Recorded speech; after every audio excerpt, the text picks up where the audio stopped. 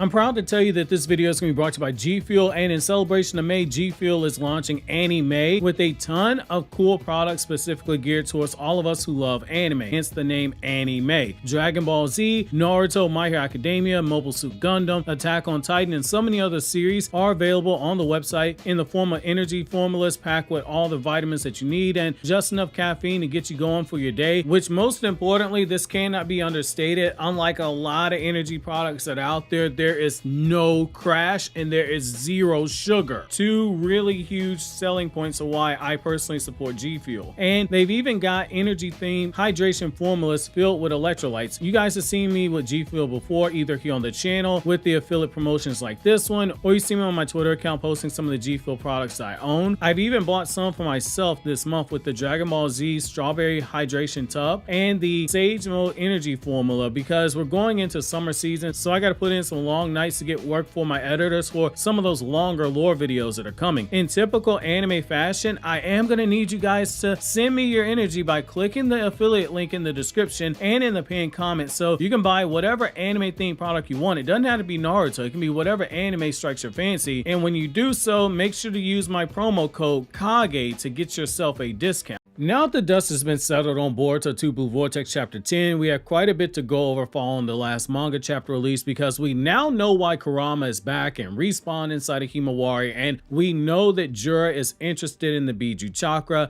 There's a rather big elephant in the room that I really feel like we need to discuss, which is why Jura is only targeting the 9 tails inside of Himawari and not the other Jinchuuriki who exist in the Naruto universe, which is Killer Bee, or even refusing to show interest in the other 7 Bijuu that are out there roaming around free, or they're being willingly confined in the village that was associated with them in the past, like we see with the One Tails. That's why in today's newest Naruto Explained video, I wanted to talk to you guys about why Jura isn't showing any interest in the other Bijuu and whether or not it makes sense to only be focused on the 9 tails itself. So as a quick reminder, mark your calendars for the second weekend of June, because that 2.5-hour Boruto video is going to be dropping likely that Sunday, depending on when the Boruto spoilers drop. The date, it might be subject to change, it might be the next weekend instead. So now we need to clear up a misconception that I still see in the community when it comes to Killer Bee, and I'm willing to bet that someone's already typed in the comment section that Killer Bee is dead simply because I have him on the thumbnail. They're gonna say that Momoshiki killed him, but that isn't true at all. Killer Bee is still alive, and you just fell for the same trick that he pulled on Sasuke and Madara and now Momoshiki. He cut off his tentacle at the last second and somehow managed to fool people with the 3 great dojutsu in the Naruto world. He cut off his tentacle facing Sasuke, who had the Mangekyo Sharingan. He cut off his tentacle at the last second against Madara, who had the Rinnegan. He cut off his tentacle against Momoshiki and Kinshiki, though it's a blink and you miss it moment because the anime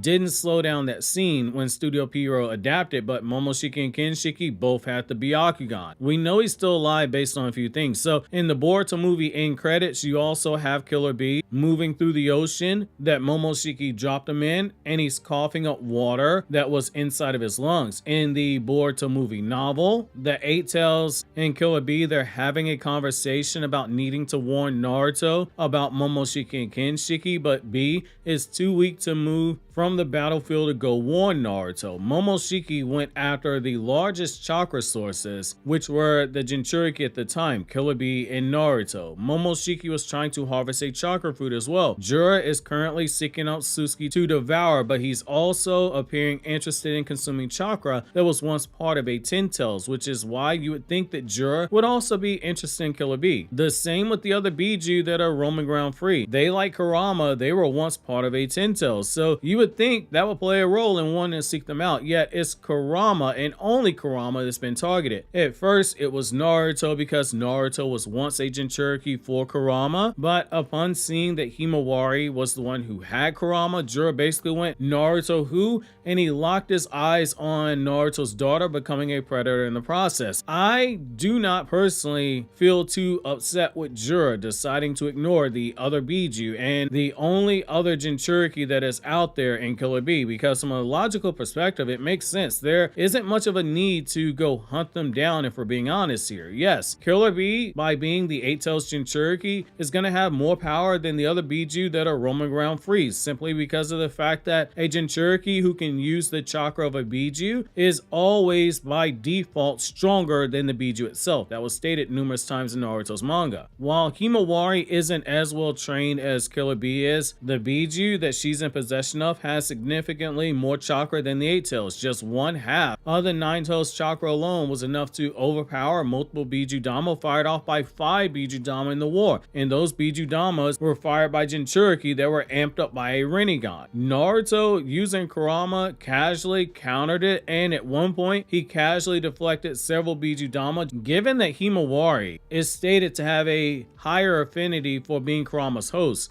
that she was born with Kurama's chakra, and this Kurama also has both halves of the 9-tails chakra, which, reminder, Naruto had both halves. This Himawari should progress through controlling that power a lot faster, especially with Kurama not trying to gaslight and trick her the way that he did to Naruto. Even with it being uncontrolled, the sheer volume of the chakra, it is higher. So it makes sense to single her out because she has Kurama, and by extension, it makes more sense to ignore the other Bijuu. This isn't the problem that the Akatsuki had, where they needed to go track down the Bijuu and they were flying blind for a while, nearly breaking the ghetto statue because they didn't know there was a danger sealing the 5 and the 1-tails during the 2.5-year time skip before sealing the 1-tails, that it would come with the risk of breaking the statue, which is how they came to the conclusion they need to seal the Bijuu chronologically after sealing away the 5 and the 7-tails. It's different because Zetsu was using the Akatsuki to revive Kaguya. That's why they needed every bit of the Bijuu chakra. Specifically, Kaguya needed to be resurrected and revived into a host body strong enough to contain her power, which is why we got that 3-eyed Jubi Madara with the God Tree absorb being used as a medium to revive Kaguya.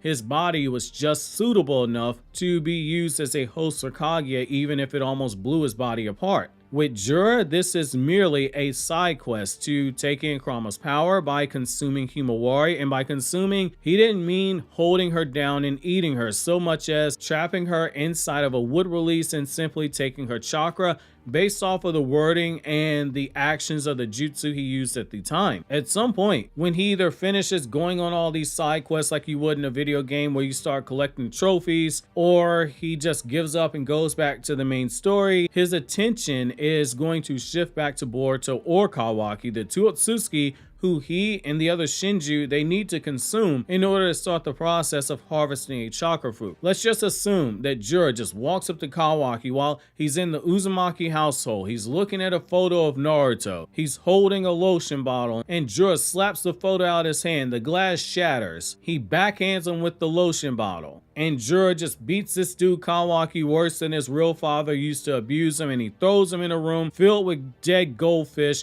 before dragging him out, kicking and screaming, to be eaten by the collector 10-tails, medium well done with extra juice, since Kawaki's name literally means dry, and like me, they don't want to eat any dry meat. If that happens, all the other Bijuu, they're going to get caught up in the God Tree when it harvests the planet for the chakra fruit. There's no need to go hunt them down individually. They are walking chakra masses. They are going to be some of the first ones that get caught when the God Tree goes to start ravaging the planet. You'll see the 1-tails asleep inside of his teapot and then wake up to a thick branch smacking him in the face and sucking the life out of him simultaneously, literally. Killer Bee will be in the studio recording a remix to Not Like Us and suddenly get swept up as well. It's one of those work smarter and not harder scenarios. While I personally would love it if we saw Jura just flip through that book that he's been carrying around that appears to magically contain all the information about the various shinobi that are alive right now, and go, there's another Bijuu inside of a human body, let me go snatch that up too. Which, side note, this is a perfect example of fiction requires you to have a suspension of disbelief. We're probably never going to get an answer to how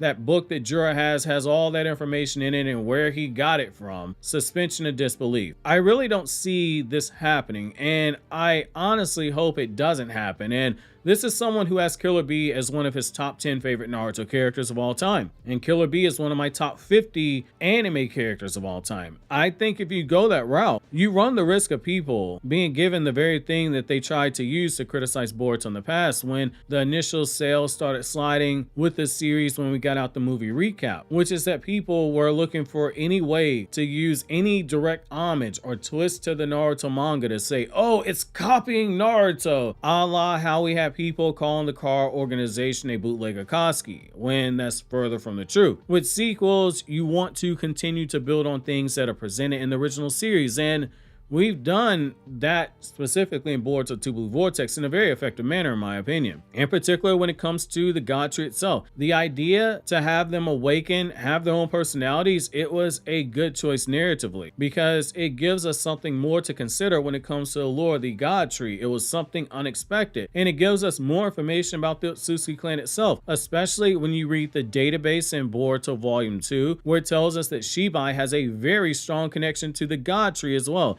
which I'll leave that video in the description box for those of you guys who are curious as to what that connection is. Something like that, that's absolutely fine. However, I do worry if you introduce Killer Bee back into the story and he's being pursued by Jura and the awakened Shinju, it's going to lead to a temptation to have Himawari and Killer Bee interact in some way.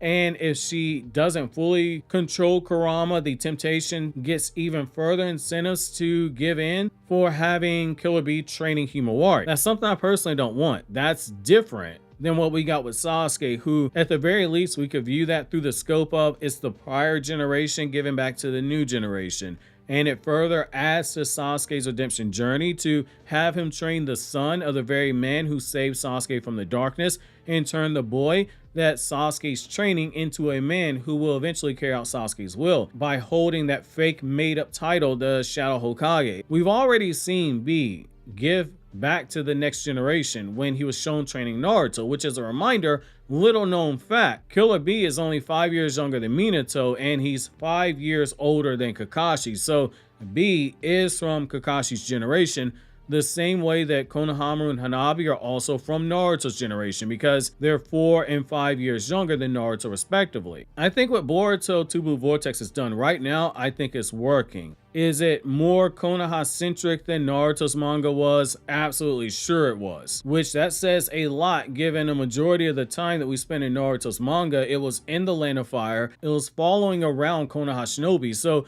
I do see the cause for concern here, but with the monthly format and needing to keep the pacing moving around speedy, I think this is the smarter play. I personally don't want Jura hunting Killer Bee because I don't see any real benefit in it. Not like I see the benefit in you clicking the video here on the left for my 15 strongest Demon Slayers video or clicking here on the right for this Naruto Explained video.